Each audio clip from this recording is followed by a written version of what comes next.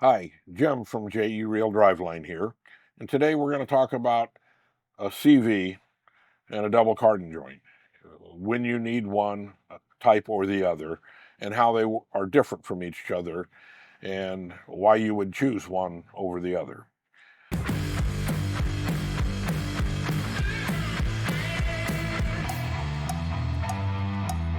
There's some confusion. This is often called a CV, double cardan joint.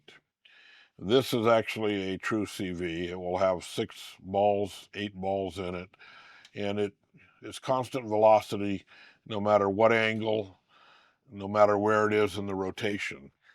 So a true CV joint will have the same load, torque, constant velocity through the 360 degrees of turning every revolution.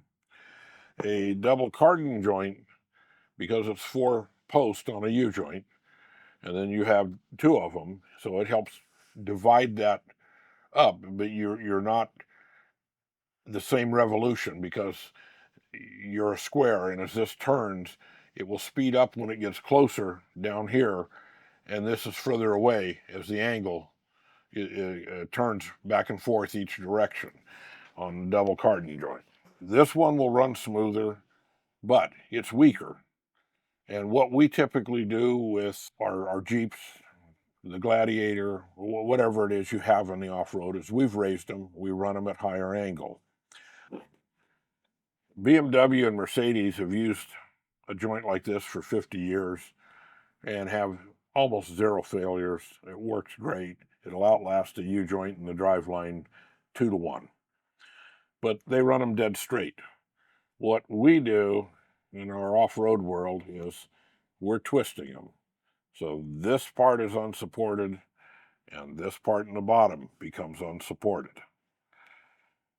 And instead of the load all going directly into this heavy housing, when you get a shock load, it shocks the edge of the cage, which you can see is rather thin. This actually is more than double the thickness of the ones that are on the JLs and JKs and on the new Grenadier. So it's very easy to break this when you get too much angle on it. So that's why we end up going back to a double cardan joint, because they are a lot stronger, a lot tougher. They're made for the purpose of running at angle. Something most people don't realize is that they're made to run on an angle. Everybody, though, in our off-road world, we usually start these at somewhere around 10 degrees and up. It actually was done to run at 6 degrees for longevity of life and smoothness. In our world, we're always pushing it much further than it was ever intended to, but it holds up and works quite well. When you need to, if you're setting up your car and you don't know if you need to use a CV or a double cardan, with a protractor, you can find your driveline angle, which will be very helpful in having your driveline shop design a driveline for you or meet the needs to minimize your vibration. If you don't have a protractor, I mean, I'm old school, I want to do it this way, but there's apps on your phone that you can put up and put the edge of your phone against the tube, hold it, and it'll tell you the degree it's running on.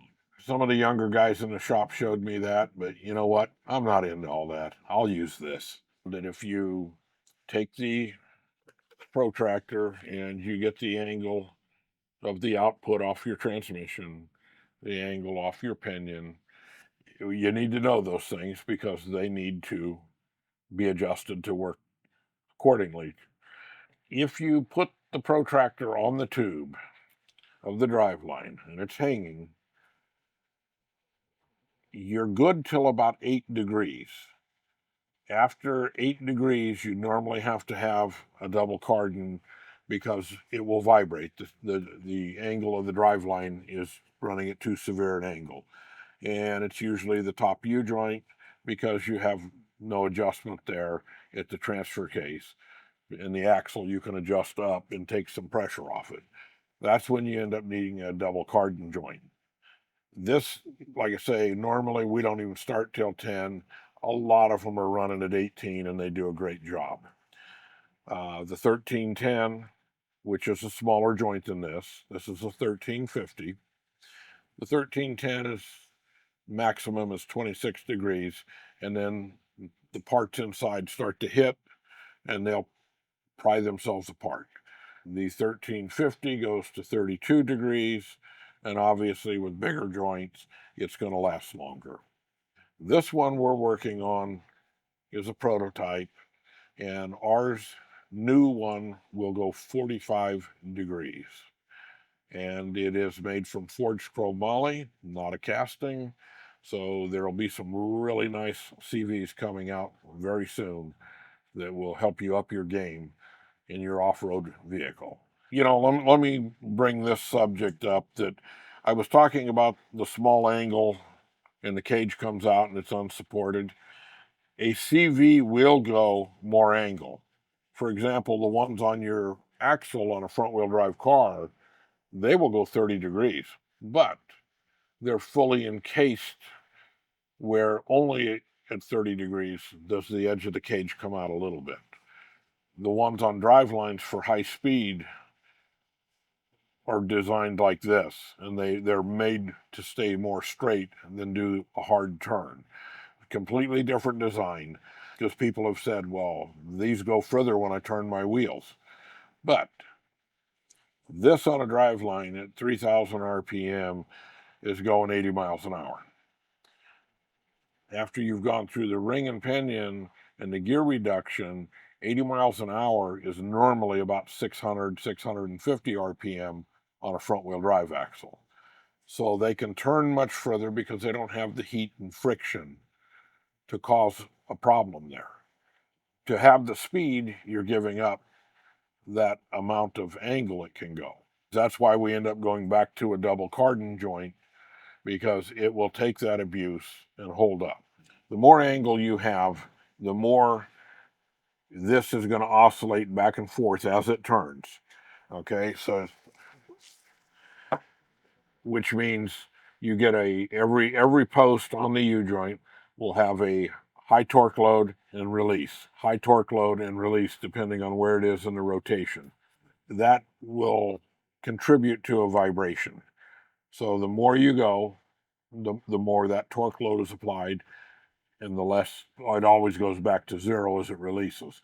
But the higher the angle, the higher the torque load will be applied each time. When you've lifted it and you're running more angle, but it's all about angle. It's not so much the travel, because a trophy truck's just running two U-joints with 40 inches of travel. The Jeeps don't have that. It's about operating without vibrating so you can drive it at a higher angle. So that's going to cause extra heat, friction, and wear. But by having two of them in the center kit to try and keep them all in time, this helps minimize the vibration. But it's still not as smooth as a true CV.